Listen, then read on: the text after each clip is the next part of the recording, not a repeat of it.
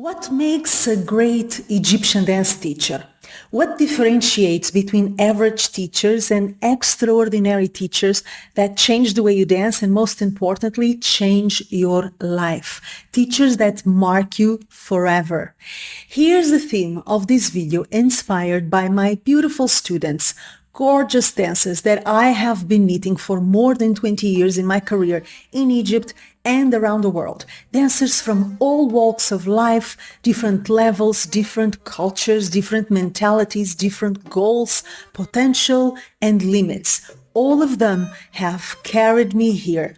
All of them have taught me what it means to be an extraordinary teacher. And in this video, I'm going to share a bit about it with you. But before I tell you what are the main traits of exceptional teachers in the field of Egyptian dance, let me do the protocol. My name is Joana Saahirah. I'm a world-renowned Oriental dancer, teacher, choreographer, and author. I'm also the creator of the pioneering Joana Saahirah's World and Joana Saahirah's Online Dance School, delivering authentic Egyptian dance and personal empowerment. And last but not least, I am the host and the creator of the Oriental Cafe podcast. If you want to be a part of this beautiful world, if you want to know more about our courses, our free events, our gifts and inspirations, and our podcast, I will suggest that you jump into the description box below this video and check the links that will lead you to our newsletter and also to our podcast, to our school, to our free learning page, and so much more. Now, if you are not a part of this channel, meaning if you haven't subscribed to the channel yet, shame on you, it's time to do so. Subscribe to the channel and don't forget to turn the notifications bell button on if you want to be notified every time we have new goodies coming into the channel. And there is a series of dance classes you don't want to miss. So this is the right moment to subscribe, join us, like the video if you like it, and share it with your dance peeps. Without further ado, let's discover, me and you, what makes an exceptional teacher in the field of Egyptian dance. And remember, teaching is one skill, performing is another skill, dancing is another skill, choreographing is another skill. Not all great teachers are great performers, and so forth.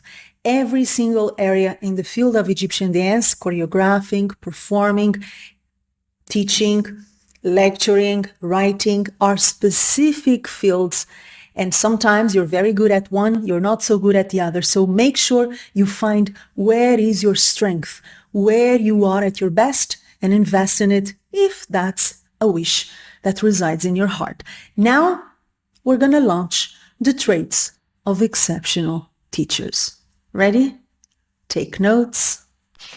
The first trait of exceptional teachers in the field of Egyptian dance, and I believe in every field, is the awareness around their why, the motive why they want to teach, the reason, the motivation, the engine, the power force that drives them to that specific craft. This is the first question I ask my students whenever I train them to become professionals. That usually happens in the context of my private coaching classes and also more recently in my Professional Mastermind, an exclusive program where I teach dancers how to create their first professional course and their first professional dance performance. I move with them step by step from the beginning till the end, and I teach them how to create a course and a performance on a professional level, how to present them and how to sell them. So this is where I usually start with these students, asking them about their why. Why do you want to do this? What is the motivation, as in motive for action, reason for action, behind your ambition to become a teacher in this particular field? And you would be surprised that most dancers don't know the answer. You would be shocked to know that most of them have never thought about it. So this is the first thing. You gotta know what is your why, and it has to be a strong, soul-oriented why. No, it cannot be about the money. No, it cannot be about the status, the prestige, the fame, the glamour, the cool factor. No, it cannot. If you want to leave a legacy behind, if you want to make a difference, if you want to add something valuable to this field, and if you want to have an impact on your students' lives, there cannot be ego-oriented whys behind your ambition of becoming a teacher. There has to be some soul in it. When I first started teaching Egyptian dance, I had two big whys. One was I wanted to share the beauty and the transformation power of Egyptian dance with the entire world. I was experiencing that beauty and that transformation in my life, in me as an individual, and I wanted the entire world to know about it and to enjoy it. It's like discovering an incredible treasure and wanting to share it with everyone. That's one of my whys initially, and that's still one of my big whys behind everything that I do. Then I had a parallel why that meant wanting to empower people, particularly women, through the art of Egyptian dance. Once again, coming from my own experience, I knew the effects Egyptian dance could have on my self-empowerment, on my self-awareness, the discovery of who I was, my self-confidence, my creativity, my ability to dream and make my dreams come true. I knew the transformation I'd gone through and how much more confident and strong and unstoppable I'd become. And I wanted other women in particular to experience that magic. So those were my initial whys. And guess what? They're still my whys, still today. No, it's not about the fame. No, it's not about the likes or the followers. I couldn't care less. I am here to deliver the gold that I found when I studied Egyptian dance, when I moved to Egypt to start my career and went deep into this art form. This is my why. This is the power engine behind everything that I do, behind my career in Egypt, my career around the world, teaching, performing, lecturing, and judging in major international festivals, the why behind the books I've written and published, the why behind Joana Saahirah's online dance school, and everything I did and will ever do in my life. Now, the question is, what is your why? If you're considering teaching, or if you are a teacher, why do you do it, or why do you want to do it? Make sure that is clear and make sure it is soul-oriented. Comment on it in the comments area below this video. I would love to know what is your why behind your teaching, if you're a teacher or if you want to teach. That's trait number one of exceptional teachers. The trait number two of great teachers is a love for the dance and for the craft instead of a love for the fame. So bloody famous. Let me repeat this. I'm going to say it slowly. Perhaps this is going to annoy a lot of people, but really, I don't care. I'm here to drop the truth on your lap. Take it as you wish. The second trait for great Egyptian dance teachers is a love for the dance and the love for the craft, all the work involved, all the sacrifice, the discipline, the consistency, the respect for the dance and for the ones you're going to serve, more than the love for the fame, more than the love for the ambition of being known, of being a star, of having people say you're number one. Once again, this may sound very obvious. A lot of the things I share sound so obvious, but very few ever do it. Do you really love the dance? I mean, would you do it even if no one was paying attention? Would you do it even if no one was paying for it? Would you do it in silence, in the shadow, in the desert? Would you? Loving the dance is one of the reasons that sustains a dancer, a professional dancer, particularly throughout time. I have to love the dance more than I love the fame or the attention or any other superficial pursuit. And I also have to love the work involved in teaching. It's not only about enjoying my dance, Me as a dancer is one thing. Me as a teacher is another thing. As a teacher, I have to love the preparation of the classes. I have to love the creation of exercises that work, that transform people. I have to love the preparation that takes place whenever I choreograph something for my students. I have to love pedagogy, methodology, dealing with people in a constructive, empowering, and educative way. It is not only about loving the dance, it's loving the craft or loving the work involved. Deadlines, discipline, practicing when you don't feel like practicing, finishing a choreography when you're not inspired, working even when you're not in the mood. That means being a professional. If you don't love the dance and the craft more than the fame and the need for attention, you're not going to do it for a long time. And if you do, you're not going to leave a legacy behind. You're not going to make an impact. You may become well known, but being well known is not the same as being respected. And it's certainly not the same as making a difference in people's lives. So choose wisely. Where is your love? In the fame or in the dance and in the craft? The third trait of great Egyptian dance teachers is the ability to put their students in the spotlight, to allow them to shine, sit back, stay in the shadow, and allow them to bloom and be in the center of the stage. This is something that many teachers struggle with if they're performers specifically. But let me tell you one thing. As a performer, I'm the star. I am the center of the universe. I'm shining. I'm a shining sun taking the world by storm. And I'm not apologetic about it. I take the stage and there is a bomb, a hurricane there, okay?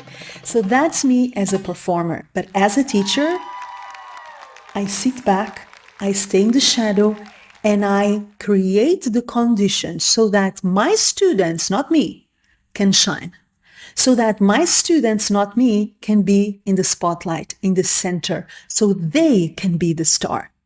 Again, this has to do a lot with maturity, clarity over what I'm doing and why I'm doing it, and also self-confidence, because if you're not self-confident as a teacher, you compete with your students. And if you compete with your students, you will not allow them to shine.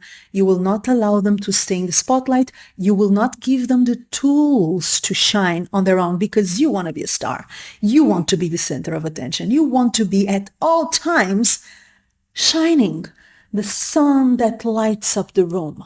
In my perspective, that's not the job of the teacher.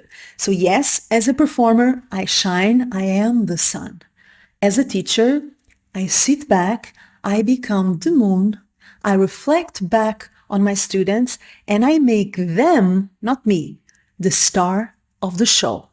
That's another trait for great, I would say exceptional teachers. The fourth trait of professional, exceptional teachers in the field of Egyptian dance is a proper education and preparation. Once again, this may look like a very obvious thing, right? I mean, you're a teacher or you want to be a teacher, of course you're prepared, of course you're educated. But let me give you a little note here.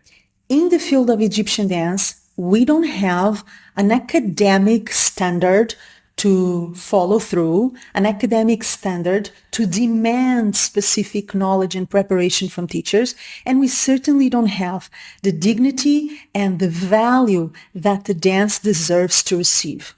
That means a lot of teachers start to teach totally uneducated and unprepared. Now, I'm also going to say something. Nobody starts as an excellent teacher. We grow. When I first started as a teacher, I was not half as good as I am today. As we accumulate experience, as we accumulate study, that means you have to keep on studying, especially after you become a teacher.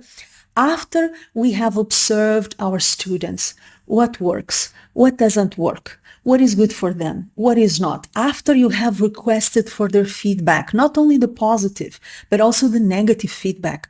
What could I do better? What is not working? What is not helping you? After you have accumulated all of this, yes, you can get better, and you do get better with time. But Primarily, we need to have the responsibility and the respect for the dance and for our students and educate ourselves and prepare ourselves and our courses. I have been in several workshops where the teachers were clearly unprepared. They did not give it the time and the space for preparing the work, and it was a disaster. More than a disaster, it was an affirmation of disrespect for the craft and for the students who subscribed. I remember at one point I went to a workshop where the teacher openly told us, I haven't prepared at all for this workshop. So what are you in the mood for? What do you want me to do? She asked me and the other students this. I was mortified and I felt deeply disrespected as a student who was paying for a service.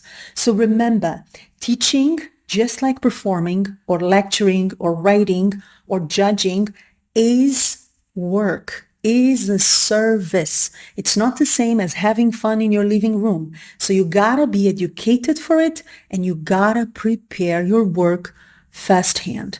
That's gonna be a sign of respect and professionalism towards the art form you claim to love and towards the students you claim to serve. The fifth trait of exceptional teachers in this field is a combination of pedagogy and method of teaching. As a teacher, I have to know where my students are at this point and where I want to take them. This is what I call the teaching journey, from point A to point Z, where they are and where I want to take them. There is a journey from where they are to where I want to take them, and I have to know step by step of that journey. What am I going to teach them? To what benefit? And how am I going to teach them that? How do I get them to enjoy the results and the benefits that I'm about to teach them coming from point A to point Z? I have to know what that journey looks like. It's like building a house. We don't build a house from the ceiling or from the walls or from windows. We start by building the house in the pillars. We launch the foundations of that house and then we build it up. It is exactly like that in terms of pedagogy and methodology. Now, let me also add something. Teaching is not the same as choreographing. And a teacher is not supposed to be someone who choreographs a piece and dumps that piece on the student's laps. That's not teaching, not in my world. Teaching is something else. So yes, choreography can be used in your teaching, and it's often used. I use choreography every day in my teachings, in private coaching, in the Professional Mastermind, in my school, in workshops. Wherever I do, there's usually a choreography involved, but the focus is not the choreography. I use the choreography as a vehicle to develop specific skills and to reach specific goals. From point A to point Z, that's a combination of pedagogy and method. Another trait or another skill that excellent teachers in this field must develop. The last trait of excellent teachers in the field of Egyptian dance that I'm going to share with you in this video, and there are many more, by the way, is a balance between empathy and challenge, wrapped up in generosity. Let's start with generosity. I have been with teachers who measure how much they give. They don't give it all, and they certainly don't share the real doors of initiation to Egyptian dance. They're afraid that if they do, their students are going to get better than them. They're going to compete and become better than them.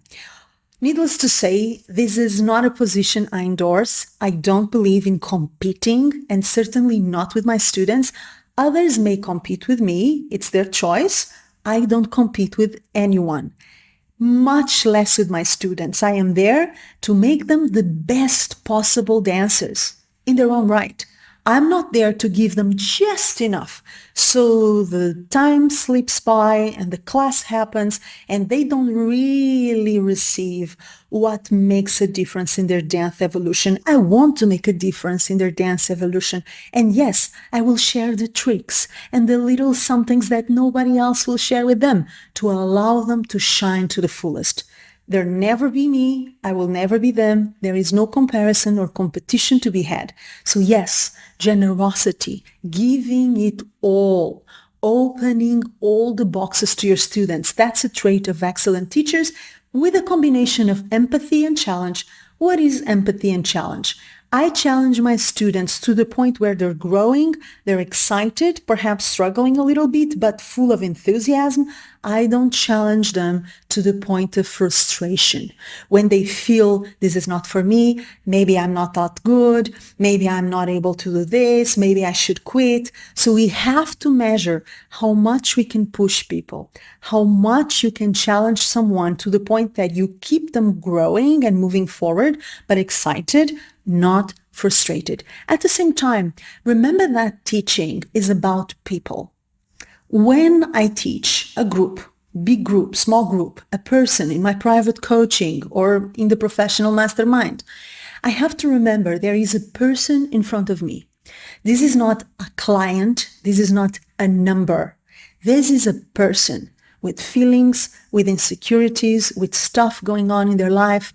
So we have to be sensitive to the person or the group of people we have in front of us and be human enough to pat them on the back when they need, to give them a loving word, to offer them a hug, a compliment, an empowering, supportive whatever that will lift them up when they need to. Now, I'm not saying that you should tell people they're perfect all the time and you should pat them on the back all the time, even when they're not doing stuff right. That's not what I mean. What I mean is, yes, you can correct them. Yes, you can criticize in a constructive manner, but pay attention to the need for human connection and the need for emotional and mental support, because sometimes the best thing you can give a student or a group of students is a hug. Sometimes what they really need is to hear you say, yes, you got this. I believe in you and you're gonna nail it. There is no doubt you are creative. There is no doubt you are capable and you are able to do this. I believe in you. Sometimes this is all people need. So you have to be sensitive to the fact that you're not dealing with numbers. You're not dealing with clients. You are dealing with human beings just like you, perhaps going through a rough patch. So be sensitive, be empathic, and combine a good dose of challenge, not to the point of frustration, but a good dose of challenge with a good dose of love that is genuinely coming from your heart. This is how you transform your students. This is how you lift them up with absolute generosity. Now, if you like this video, like it, share it with your dance peeps, share it with teachers, or share it with dancers that want to be teachers. And if you want to be a teacher, drop a comment in the comments area. Let me know if you enjoyed this video and let me know in your perspective what are the traits of exceptional teachers in the field of Egyptian dance. I am curious to know about your experience and I always love to hear about your feedback. Last but not least, if you're interested in becoming a professional teacher and performer in the field of Egyptian dance, check the Professional Mastermind that I'm making available for a limited time. In that mastermind, I go step by step with one specific student, creating their personalized 100% original and unique dance program for a course and for a performance. For more information about the Professional Mastermind, check the link that I'm sharing in the description box below this video. Subscribe to the channel. That's another warning, another reminder. Feel welcome to join Joana Saahirah's World newsletter for more goodies and information about our school and events and inspirations. And check our podcast, the Oriental Cafe podcast. All the information in the description box below this video. I want to hear from you in the comments. Love you, see you soon, and dance with you soon. Until then, my usual warm, loving kiss. Mwah.